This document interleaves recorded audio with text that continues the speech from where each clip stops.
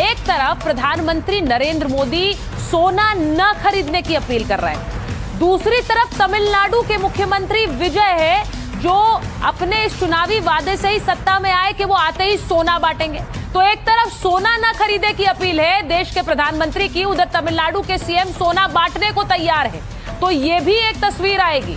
अब आपको ये भी बता देती हूं कि विजय को सोना क्यों बांटना है, क्योंकि विजय सत्ता में आए हैं और विजय सत्ता में आए ही इसीलिए क्योंकि उन्होंने बहुत सारे वादे किए और इन वादों के चलते अब उन्हें वो वादे पूरे करने होंगे।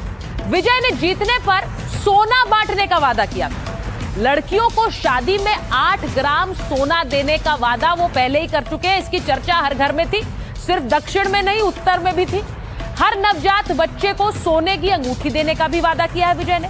अब सरकारी खजाने पर इसे लेकर 1 लाख करोड़ का बोझ बढ़ेगा। 5 साल में साढ़े 4 लाख करोड़ का बोझ बढ़ेगा सरकारी खजाने पर।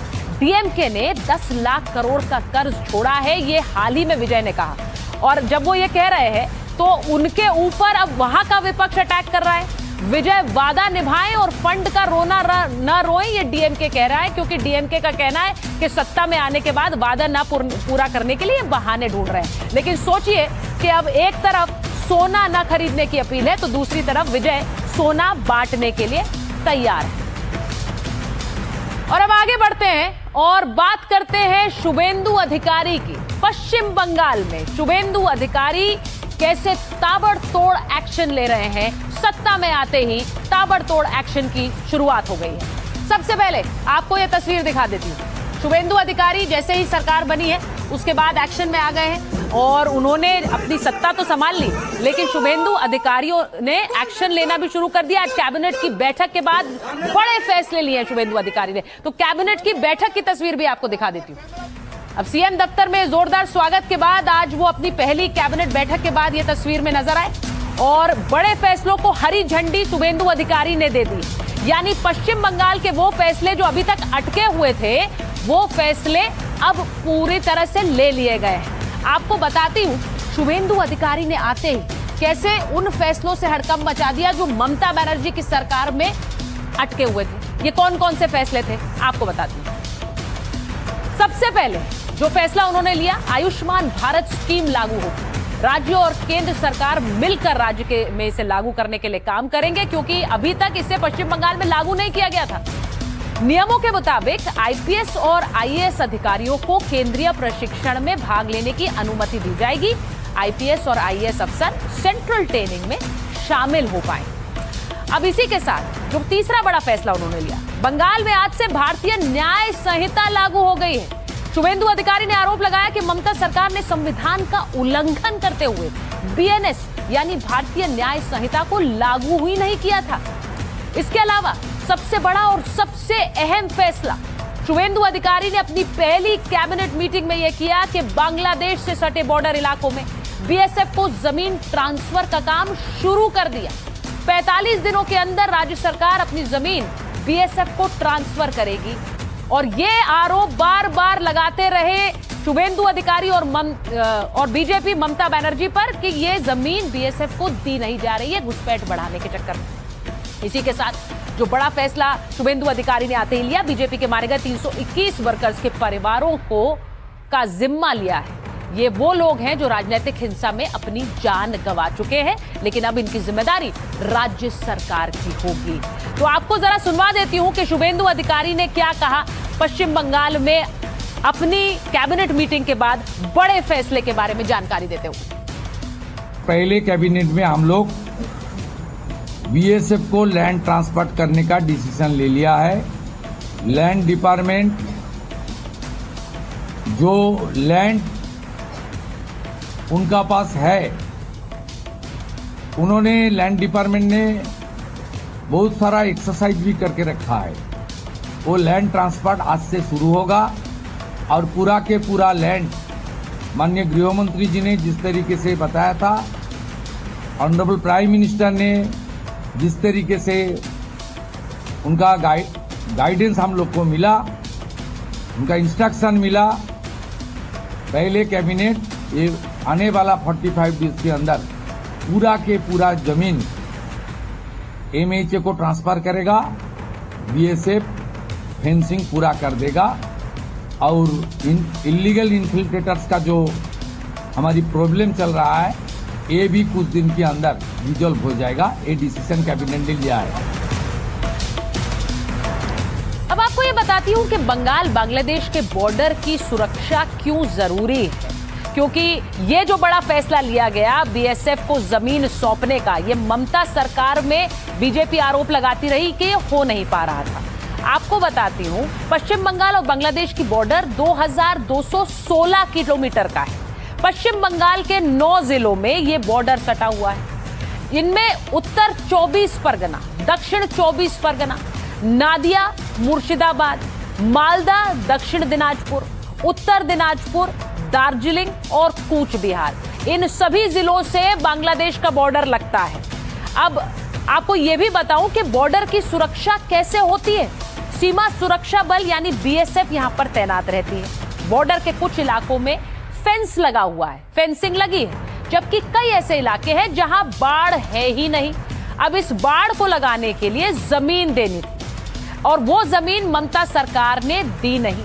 ममता सरकार पर बीएसएफ को जमीन न देने का आरोप। बीजेपी ने बीएसएफ को जमीन न देने के मुद्दे को चुनाव में बार बार उठाया और आरोप लगाया कि ममता सरकार ने घुसपैठियों की मदद के लिए ही ये जमीन नहीं दी है। कोलकाता हाईकोर्ट भी ये मामला पहुंच गया।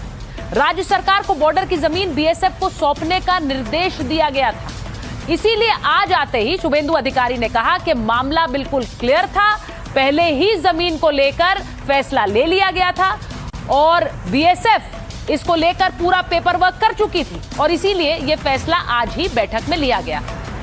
अब आपको एक और खबर बताती हूं, सिर्फ यही नहीं है, एक और बड़ी खबर आज शुभेंदु अधिकारी के सरकार में आते ही और कैबिनेट बैठक के दौरान ही हुई। ये जो आप तस्वीरें देख रहे हैं उनके पीए की हत्या के दौरान की तस्वीरें हैं और उनके समय जब ये हत्या हुई है उसके बाद शुभेंदु अधिकारी ने क्या कहा था, उन्होंने कहा था हिसाब होगा। तो आपको बताती हूं कि हिसाब होगा जब उन्होंने कहा तो कैसे हत्यारों के पीछे पुलिस गई।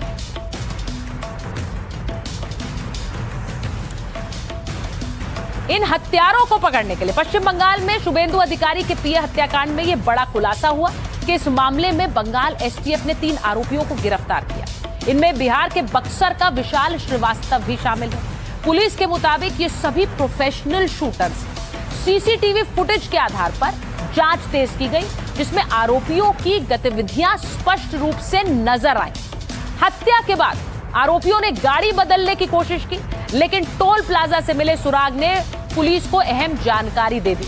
इसके बाद यूपी और बिहार एसटीएफ के साथ मिलकर ऑपरेशन चलाया गया और तीनों को दबोचा गया। हालांकि हत्या के पीछे असली साजिशकर्ता कौन है इसका खुलासा अभी होना बाकी है। पुलिस पूछताछ में बड़े खुलासे की उम्मीद की जा रही है। जल्द ही इस मामले में और महत्वपूर्ण जानकारियां सामने आ सकती हैं। तो जिन लोगों को पकड़ा गया है उनकी तस्वीरें भी आपको दिखा देती हूं कि कैसे, ये देखिए आरोपी विकी मौर्य की तस्वीर देख रहे हैं और राज सिंह की तस्वीर देख रहे हैं। ये वही लोग हैं जो कि शुभेंदु अधिकारी के पीए की हत्या के लिए पहुंचे थे और इसके बाद इनको आरोपियों को गिरफ्तार कर लिया गया है। उन्हें ले जाने की भी ये तस्वीर देखिए, ये आरोपी गिरफ्तार हुए हैं और इसके बाद ये जो आप आरोपियों की तस्वीरें देख रहे हैं एक एक करके जिनके नाम आपके सामने आ रहे हैं, इनको गिरफ्तार करके ले जाती हुई तस्वीरें और इन दोनों को पुलिस ने पकड़ा है।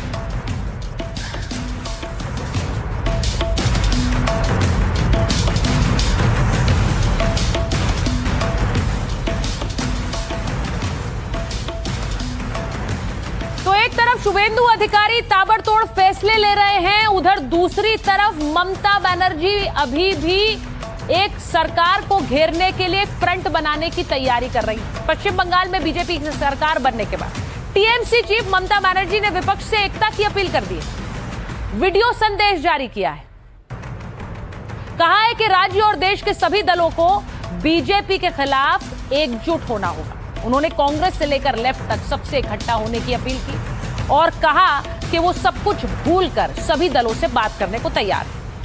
ममता बनर्जी कह रही हैं कि सब लोग साथ आ जाएं, विपक्ष बीजेपी के खिलाफ एकजुट हो जाए और मैं सबको साथ लेने के लिए तैयार हूं, इसमें कोई अहंकार नहीं है, मैं हर दल से बात करने को तैयार हूं, ये भी ममता बनर्जी कह रही है।